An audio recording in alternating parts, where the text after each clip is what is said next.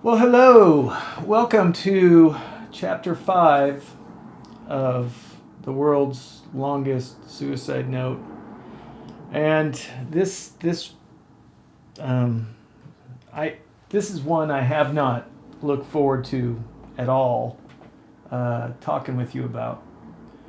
Uh, anyway, I'm sorry. I'm Roger. And while I may be suicidal at times, I am not a mental health professional. I am with my own mental health and mental illness, but I'm not somebody who has a degree in it or has been trained in it other than the training that I've received by having it. So anyway, just saying that just so I don't obligate myself to any kind of influence whatsoever that I shouldn't have. Anyway, just saying it. Today we're going to talk about the last diagnosis that I've received. And I guess it's important to talk about this just so you understand. I don't pre-plan other than, I have an idea of what I'm hoping to talk about. But I don't come into this scripted, obviously. I mean, this is low def. I'm what I'm doing here is low def. Let's just create an awareness of the expectations. There is no production value. There's no pre rehearsing or any of that. This is just me talking about what's going on, how I'm feeling, the experiences that I've had, and whatever comes out is going to come out. Other than the general idea of, okay, I want to touch base on today on PTSD, but I also know that I don't really want to talk about it. It's not something it's not one of my preferred topics, because, I'm fully embroiled in my own issue with it. And it's the newest of my mental illnesses. And even though it has been years since I've been dealing with it, I have the least idea of how with PTSD, as opposed to depression, anxiety kind of thing. So that being said, let's dive in. Let's just dive in. Sometimes if the pool's cold, the only way to get in is to dive right on in. Especially when it comes to your private area, with the privates, it's super cold. It's worse around that area of your body. So anyway, I don't know why. It doesn't matter. Well, then let's move on. Okay. All right. The avoidance continues. PTSD. 2000. I was diagnosed in 2020. Well, 2020. That was my souvenir from the pandemic. I came out of the pandemic with a diagnosis of PTSD, and it has nothing to do with the pandemic. As far as that goes, some people were pretty had some trauma regarding toilet paper and the unavailability of that. But that's not the deal. And honestly, that was my experience with PTSD going into 2020, is that I knew that it existed and that it was a problem. But I never, until you've walked a mile in those shoes, you really don't have a real good grasp of what it is that entails. And so I was blissfully unaware of the impacts of PTSD prior to 2020. But for me, you can't have post-traumatic stress disorder if you haven't had the traumatic part. You have to have the trauma. And, we're all very, very aware of folks in the military, being in combat, or first responders dealing with horrific things. And that happens. I mean, I'm not saying that but that's kind of our vision. Our what do you think? When you hear PTSD, oh, military, someone combat, something like that. So, I was not thinking I was going to ever experience that because while I served, I'm a veteran. I never served in combat. I, never came close to that, even though it was during the Desert Storm situation. I was never deployed for it. And so, again, not a combat. Well, I mean, it is a combat thing, but it's not from military combat. And the hardest part of it for me, as far as talking about this, is that my trauma and my subsequent triggering come from my son Josh. And when it's a person that's the trigger, that's done the trauma, and it's somebody that you know and love and is part of your family and your life, it's a far different situation, far different animal. And so, but as kind of a story regarding that, my son Josh, and I have three sons total, two of whom are on the autism spectrum. For one is severe. I got paint on my hands. One is severely impacted with autism. His name's Josh, and he's on the extreme edge, and he's nonverbal, and he expresses his frustration violently. And so for many years, he would, when he got frustrated, and which was often because if you can't communicate, I mean, imagine being dropped on the surface of Mars or something, and imagine if there was other creatures living there, let's say aliens. Obviously, who else would they be? But they have a total different language structure, the whole thing, and you're trying to explain, I have to go to the bathroom, I'm hungry, and you can't, because there's no basis of communication whatsoever. And that's how Josh is. His autism impacts him very strongly, and he can't communicate despite best efforts, years and years and years of trying. Anyway, all right, that being said, so Josh gets highly agitated and gets very aggressive, and for years and years, he would just come out of his room and start breaking stuff or taking his aggression out on anyone who would be in the neighborhood. Not the I gotta be aware of what I'm saying, because he doesn't go down door to door. He wasn't the door to door aggression salesperson.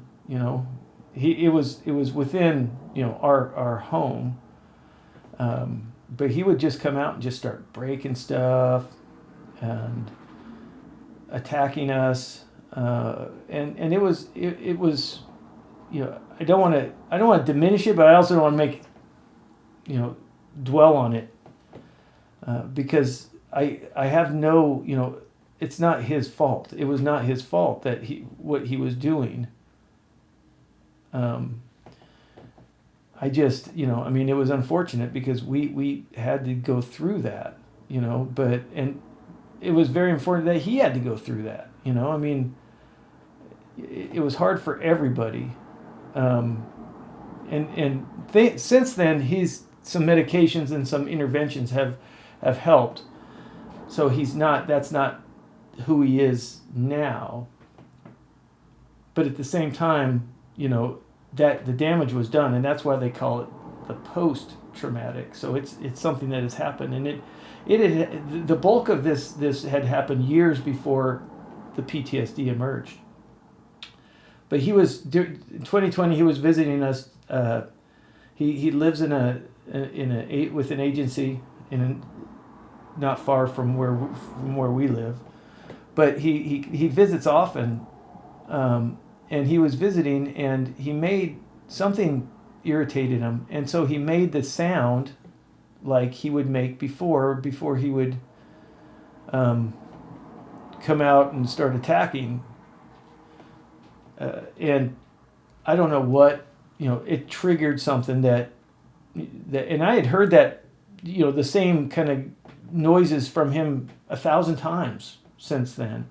But this particular time, I don't know what, something triggered within me, and I legitimately thought I was dying.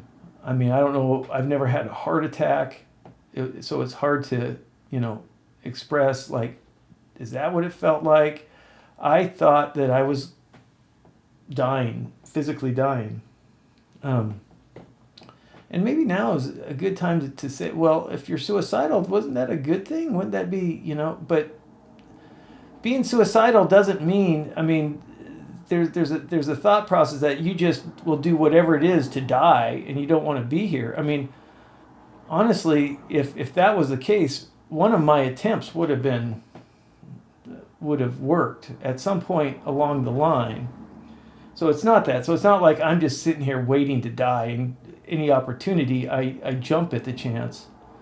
Oh, you want me to go catch your bullets for you? Sure. No, it's not like that at all. Anyway, I digress. What am I doing on time? All right. So Josh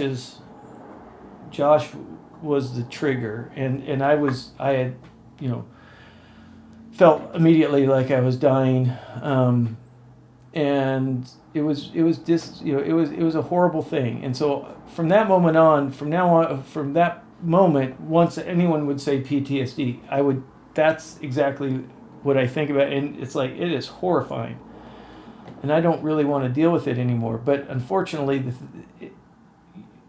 now I have a trigger, and I know what I have it, and I know that he's my trigger, and I have to, be aware of that.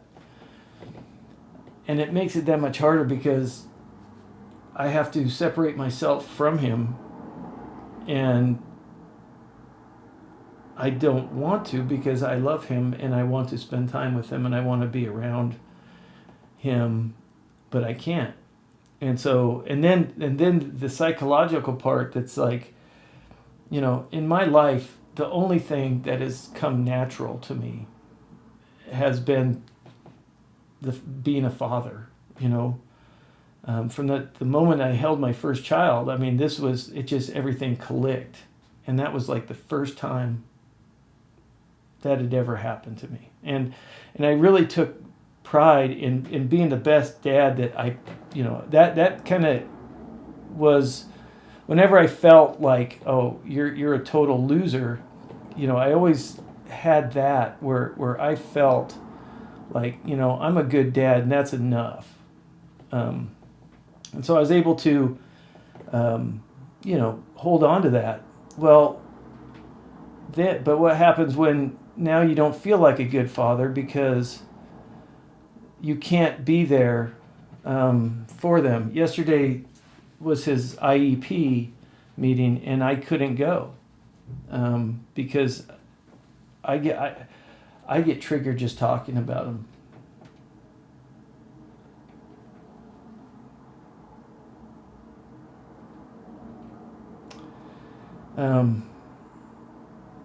And so then you feel there's a lot of worthless feelings, you just, and I know I'm not worthless.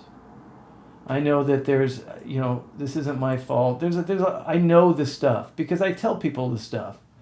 When I come across somebody going through the same thing, and I could tell myself the things that I would tell someone else, but I mean, that goes as far as it does. I mean, sometimes it's not enough. Anyway, so, but I'm trying to deal with the PTSD. I'm trying to deal with that because I want to be a part of his life, and I'm working towards that. But all these things just come together. And this is mental illness. Everything's connected. And so, anyway, that's, you know, I don't have a good plan for it. I mean, I'm doing the best I can, and I'm working through it, and I'm trying to make progress. But when you feel like the rest of your world's kind of falling apart, you know, from external stressors and things, it makes it really hard. So anyway, I'm gonna leave it at that. The whole idea of this was just to say these are the things that color my experience with mental illness. These are the things that changed, you know, that I experience. And so now you have a basis of understanding of where I come from in the you know, the mental health and mental illness arena. Yeah, I'm not doing a lot of painting because I'm just trying to keep it together. But we're gonna talk about something else. We're gonna I don't know what we'll talk about next time. And honestly, that's the way I want to do it. I don't want to have it like this chapter's for this I needed to say these things to understand, you know, so you understand where I'm coming from in dealing with the things that I deal with. But we have a lot of topics to talk about in the coming videos. And so yeah, I have no idea what chapter 6 is. You got to come back and check it out. Then we'll both know. So anyway, take care. And if you are dealing with PTSD, you know, we're kindred spirits, and I wish you the best. And I understand what you're going through, and I understand what it's like. And so just keep moving forward. The only way out is through. So let's keep moving through together. All right. Thank you very much, and we'll see you in the next time.